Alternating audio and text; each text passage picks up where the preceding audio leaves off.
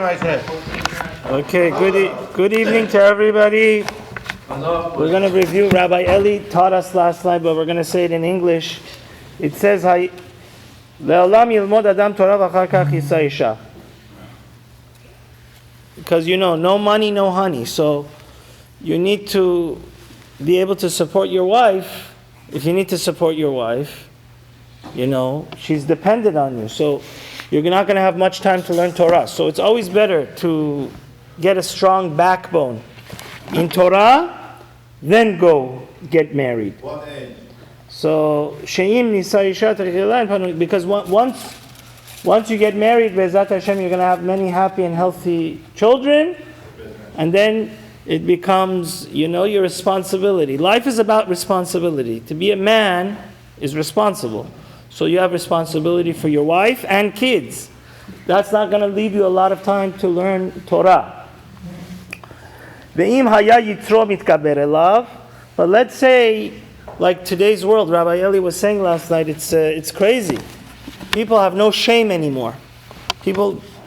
It's so heartbreaking that as a society, we forgot what modesty is. People don't blush anymore. They're not embarrassed of anything.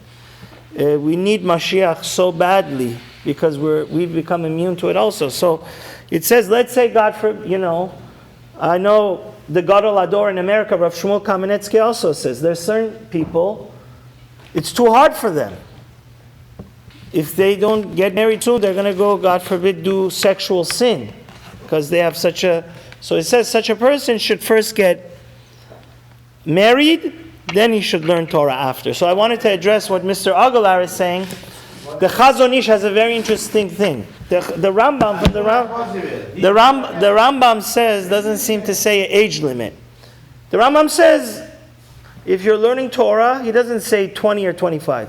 The Chazon Ish, when I was in yeshiva, I did a whole research and I wrote a whole essay on this in the book they published. But basically, the idea is like this. That Chazon Ish says that the Gemara says in Kiddushin that after 20 and you're not married, all of your years of your life, you're going to, God forbid, have bad thoughts of sexual sin. So the Chazon Ish holds that even if you want to learn Torah first, so you become a Torah scholar, Talmid Chacham, that's only till 20.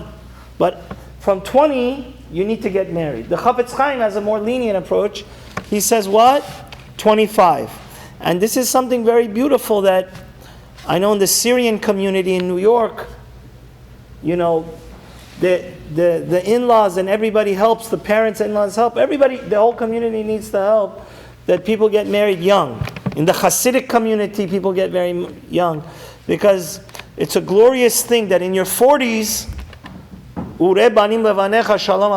that if when the kids get young at a young age, they could see grandchildren while the parents are in the 40s. And we know that according to Kabbalah and the Zohar and Google, lahavdil, definitely the most strongest urge in the world after eating is the sexual one. So that's why the Rambam says it's very important that, of course, we need Torah to know how to live. And then the next halacha says, from when do you need to start teaching your son Torah?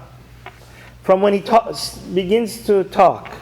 And what do you teach him first? Torah Sivalanu Moshe Morasha Keilat Yaakov, then Shema Yisrael. So Rosh Hashiva Zatzal Rav Weinberg said a very important thing. He said, why do we, even before Shema Yisrael Adonai Eloheinu Adonai Echad, that's the most important Jewish prayer, why do we have to teach him Torah Sivalanu first? You know why? Because it's saying here a deep idea. First, you need to tell your kid why Torah is right. Why is Torah more... my daughter was asking this question. How do we need to know Torah is true more than Islam or Christianity? There's billions of Muslims and Christians.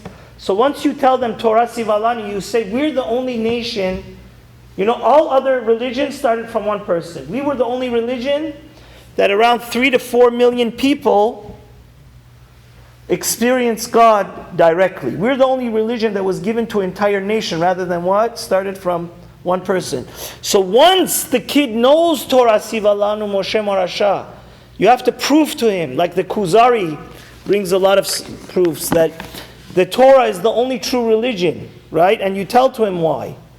Then you could tell him Shema Yisrael. But if he doesn't know that the Torah is his heritage, then it's going to be a little bit of a problem.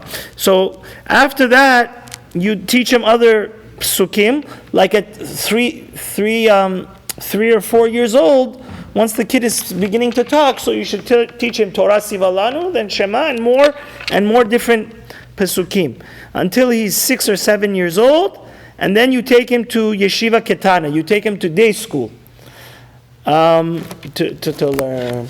Okay, we wish everybody a wonderful Shabbat. This week, Shabbat is coming in very early, and it's good to be prepared on time, so God forbid we don't get into